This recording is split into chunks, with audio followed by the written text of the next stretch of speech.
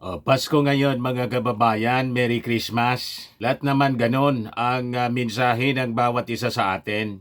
Kaya tiningnan ko mga kababayan yung mensahe para sa ating mga mamamayang Filipino ng ating mga top officials. Siyempre, una yung ating Pangulong Bongbong Marcos. Tapos, siyempre, sunod yung Vice Presidente, si Sara Duterte, kung may mensahe din. May mensahe din pala mga kababayan si Sara Duterte.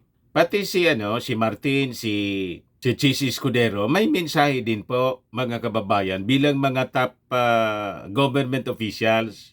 Kaya lang yung kay Sara Duterte, talagang mapapaisip ka talaga kung ang mensahe niya sa Pasko ay galing sa kanyang puso o galing sa AI.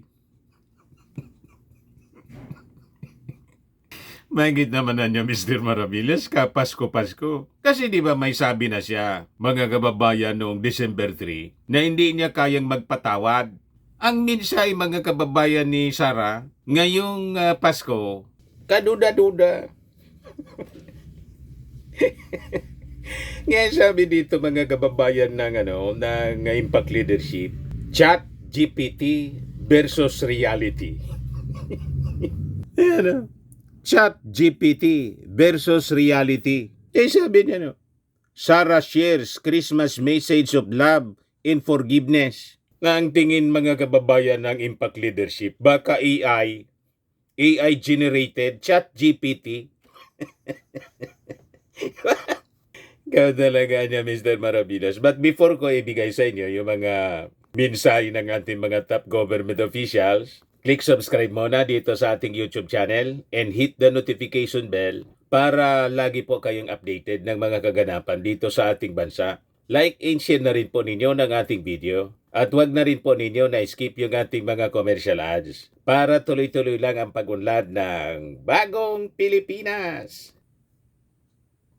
Itong ating programa mga kababayan, atid sa inyo nitong ating mga sponsors. Firmax Firming and Lifting Cream. Pinapay po sa mga pulses in affected area. Mainam po ito sa mga pains at paninigas ng mga kaso-kasuan. Ito sa mukha naman yung application, anti-aging, Automax po siya. Ito ay Glow Zero mga kababayan. Whitening po siya. Made in South Korea. Ito naman po, Nengxia Red Mix Fruit Drink. Gawa po siya sa goji berry. May anti-cancer properties po siya. At sa mga nagana po ng malinis and spacious fitness gym, pumunta lang po kayo sa aming Colossal Fitness Gym. May Grab car rental din po kami. At bills payment po sa aming office. At saka sa mga mahilig po sa mga imported bags, manood po kayo sa live selling ni Madam Aileen Rosales sa kanyang Aileen Closet po. Pati mga shoes, ito yung kanya po. Ito yung kanyang page. Kita ninyo, napakagandang mga online selling po siya. Si Madam Aileen Rosales. Cellphone number niya po, 773-798-7816. Balikan natin yung mga Christmas message ng ating mga government officials. Unahin na natin yung mensahe ni Sara Duterte po para hindi kayo malito. Kailangang ma-distinguish natin yung kanyang real message na galing sa puso niya at saka yung Chat GPT, yung AI generated. Di ba? Hindi ako may gawa nitong kwento Impact Leadership. Yan ang reference natin Chat GPT versus reality. Ito yung reality, mga kababayan. Yung mensahe niya na pinaabot noong December 3, 2024. Sabi niya, forgiving, giving, and loving, lagi ko pong sinasabi na depende po yan sa tao. Pero dahil ako ay Vice President, kailangan kong sabihin sa inyo na yan po ang mensahe at diwa ng Pasko. Pero ako, hindi po talaga ako magpapatawad. Yan po mga kababayan ang reality. Iyan ang totoong pagkatao at laman ng puso ni Sara Duterte. Para hindi po kayo mabudol. Nabudol na tayo mga kababayan, dahil nakipag-unity team sa ating Pangulong Bongbong Marcos, wag na tayong pauulit sa panibagong pambobodol ngayong Pasko pa naman. Kaya maganda itong ginawa mga kababayan ng Impact Leadership na talagang in-emphasize niya kung ano yung reality, yung totoong nasa puso ni Sara Duterte na sinabi niya at saka po yung ChatGPT, AI generated. O ito po yung AI. Malamang gawa-gawa lang ito ng kanyang opisina, ng kanyang staff para lang may mensahe siya sa Pasko. At baka mautupan niya yung mga unsuspecting na mga Filipinos. Di ba? Pero tayo na mga Marcos supporters po, kahit anong isasabihin ni Sara, dahil hindi na tayo mauuto. Hindi na tayo mabubulan niya kasi alam na natin yung pagkatao niya. Di ba? Ito yung ChatGPT, sabi ng Impact Leadership.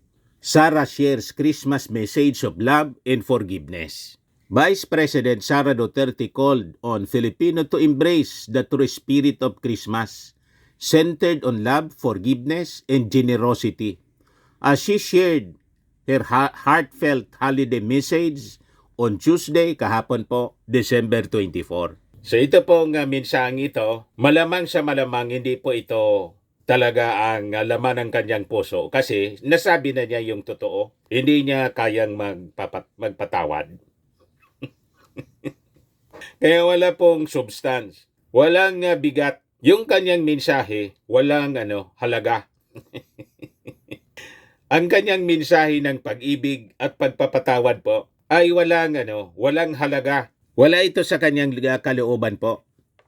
Sabi niya rito, aking ipinapaabot ang aking taos-pusong pagbati sa bawat Pilipino ngayong Pasko. Duterte began urging the public to embody the spirit of forgiveness, generosity, and love for others during the holiday season. So paano mo i-encourage yung mga Filipino, sasabihan mo yung mga Filipino na isa puso ang tinatawag na pagpapatawad, ikaw nga sabi mo, hindi mo kayang magpatawad. Tama ba? Sabi nga po, you cannot give what you do not have. Hindi mo kayang magpatawad. Tapos sasabihin mo sa mga tao, sino maniwala sa iyo sa ganyang mga pananalita? Kaya talagang kumbinsido po tayo na AI generated yung mensahe. Basta lang po may maipalabas na mensahe for political purposes only. Mga kababayan, hindi tulad ng ating Pangulong Bongbong Marcos in the rest of the officials, tulad ni Martin at saka ni Chis Escudero. Mamaya isishare ko po sa inyo. So sabi ni Sara, ang panganakan ni Sara ng ChatGPT. Ang kapanganakan ni Jesus ay isang mensahe ng kapatawaran na sumasailalim sa walang kapantay na pag-ibig ng Diyos sa lahat.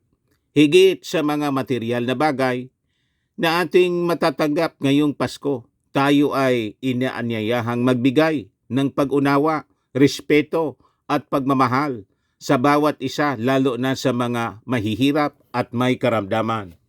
Sara Duterte, Vice President, December 24, 2024. Respeto at pagmamahal sa bawat isa. Malinaw na ChatGPT, AI generated. Kasi siya mismo mga kababayan, hindi siya marunong rumispeto sa ating Pangulong Bongbong Marcos. Gusto niyang tanggalan ng ulo, gusto niyang ipapatay.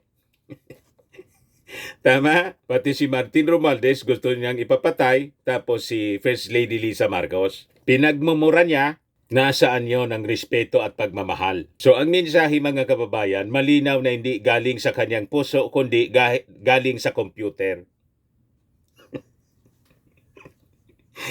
Ginawa-gawa lang ng kanyang staff para may mailabas na mensahe. Kasi po, ang reality, ang totoo na mensahe niya, nilabas niya noong December 3. Ulitin natin. Ito yung reality, sabi niya. Forgiving, giving, and loving.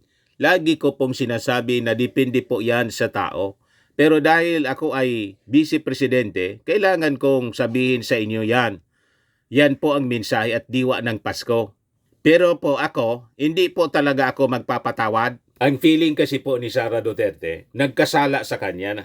May ginawa sa kanyang mali ang ating Pangulong Bongbong Marcos at lahat ng nakapaligid sa ating Pangulo. Si Martin Romualdez, may ginawa sa kanyang mali. Ang totoo po, baliktad, sila yung nagplano ng mali.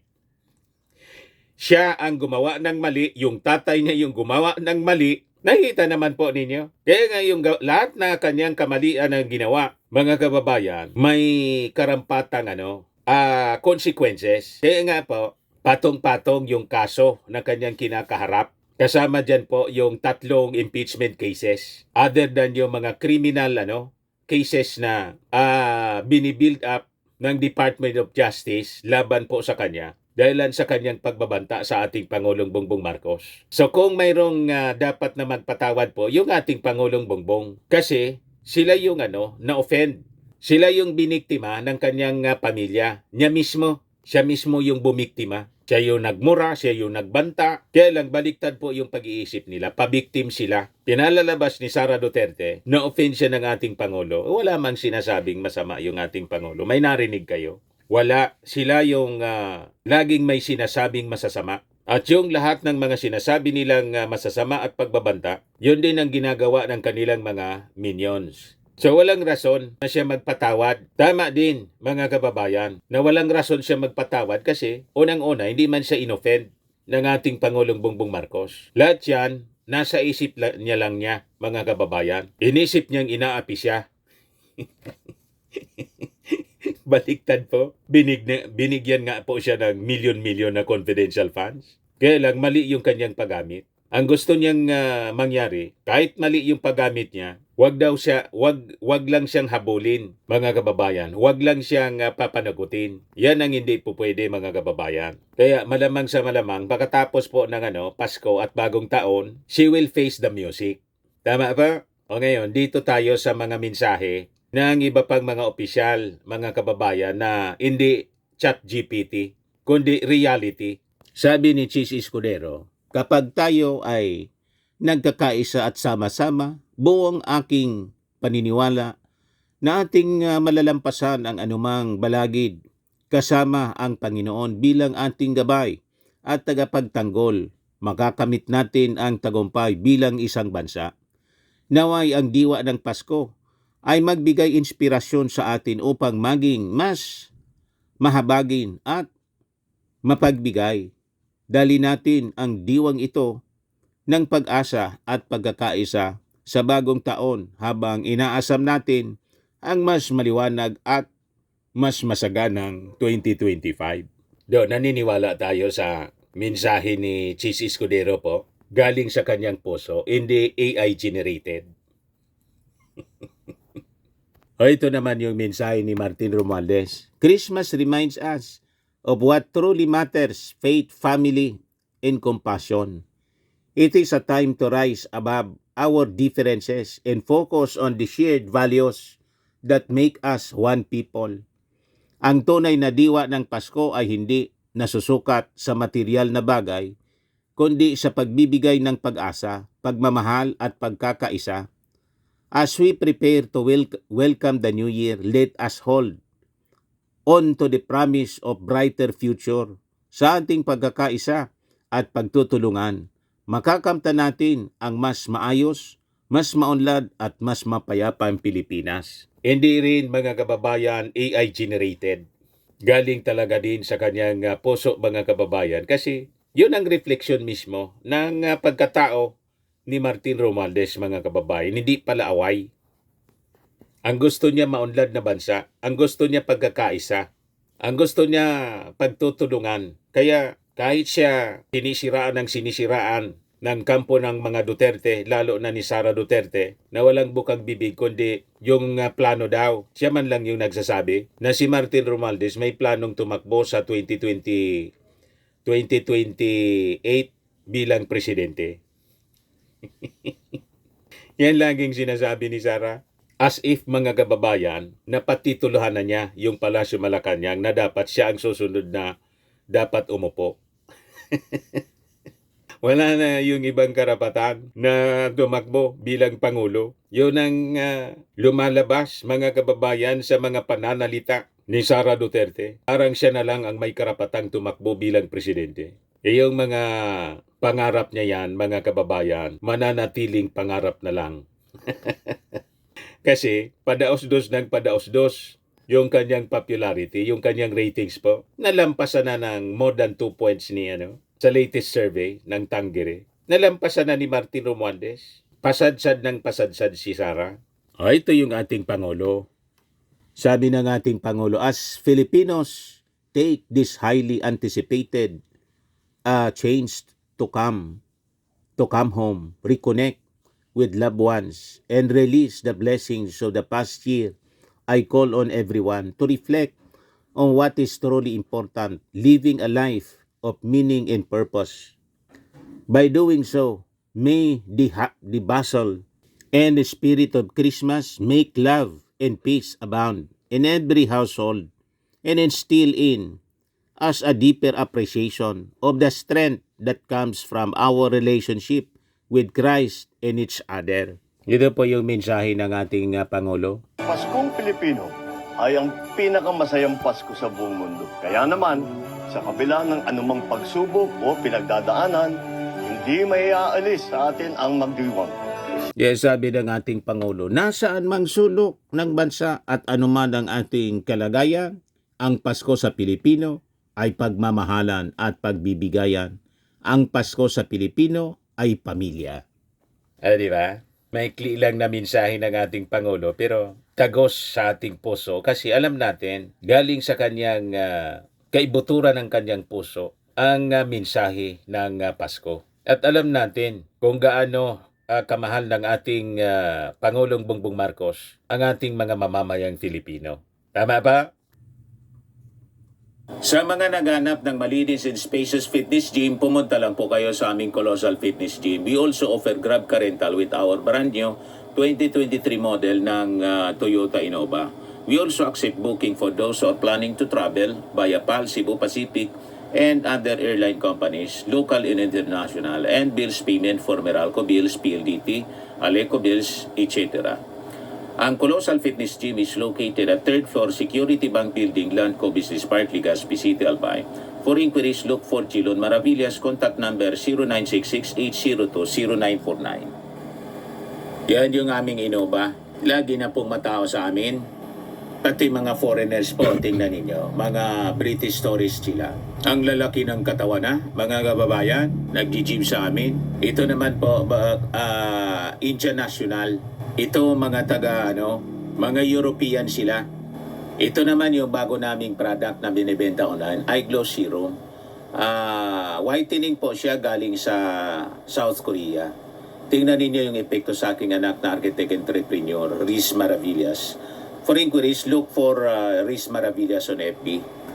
Ito naman po, Firmax Firming and Lifting Cream. Pinapahid po ito sa mga pulses and affected area. Mainam po ito sa mga pains at paninigas na mga kaso-kasuan. Ito po, Automax Radiant Serum. Sa mukha naman yung application. Anti-aging po siya. You will look 10 years younger than your age. Sa mga cancer patients naman po, baka lang gusto ninyo itong itry. Nengxia Red Mixed Fruit Drink. Hindi man po siya gamot, food supplement siya. Kaya lang, gawa siya mga kababayan sa goji berry. Yung goji berry may anti-cancer properties. Yung mga inquiries ninyo, dumiretso na lang kayo sa aming messenger sa Facebook para masagot namin agad. Ayos po. Ako po si Dante Maravillas. Bye-bye. God bless.